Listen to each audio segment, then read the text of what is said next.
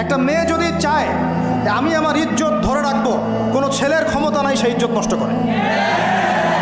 এটাই সত্য কথা। আমার স্ত্রী এই কথাটা খুব জোরালোভাবে আমাকে বলে, আমি যখন রাস্তায় হাঁটবো, আমি যদি চাই তাহলে কোনো ছেলে আমার কাছে ঘেঁষতে পারবে না। আমি সুযোগ দিলে তখন ঘেঁষতে পারবে। একটা মেয়ে যদি চায় যে একটা ছেলে আমার সাথে ইটিস পিটিস করুক, সে ছেলে করবেই করবে।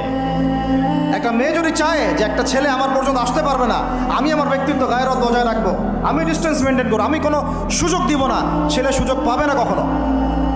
এত সহজ না। সর্বোচ্চ তখন কি করতে পারে, ধরে 10 জন মিলে ধরে ওকে জোর করে তার সাথে কিছু করতে পারে। ওরকম কিছু করলে তো আল্লাহর গজব নেমে আসবে। ওই যে সারা আলাইহিস সালামকে তুলে নিয়ে গিয়েছিলেন একটা বাচ্চা, মনে নেই আপনাদের? সারা আলাইহিস সালামকে একটা বাচ্চা এরকম উঠাই নিয়ে আসছে। আর সারা আলাইহিস সালাম সবচেয়ে সুন্দরী মেয়েদের একজন ছিলেন পৃথিবীর ইতিহাসে, ইব্রাহিম আলাইহিস সালামের স্ত্রী। তখন তিনি হাত বাড়াচ্ছে তার দিকে ধরার জন্যে। আর সারা আলাইহিস সালাম তখন বলছে, দাঁড়ান, আমাকে 2 রাকাত নামাজ পড়তে দেন।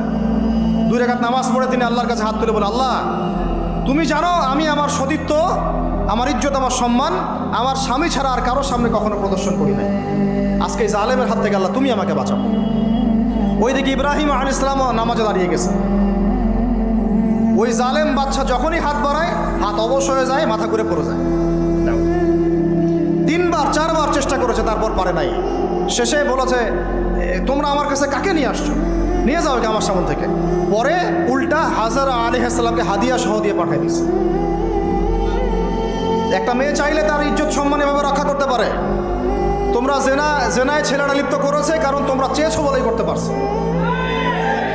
তুমি ফিতনা না ছড়াতা, তুমি বেহায়ের মতো বাইরে বের না হতা, তুমি তোমার চুল খোলা না রাখতা, তুমি তোমার পোশাক ঠিক রাখতা, তোমার কথা ঠিক রাখতা, তোমার কথার মধ্যে শক্তি রাখতা, মিষ্টি মিষ্টি প্রলোভন দিতা না, বাইকের পিছনে বসতা না, চটপটি ফুচকা খাইতা না, এখানে ওখানে আড্ডা মারতা না, কোনো ছেলে তোমার কাছে আসতে পারতো না।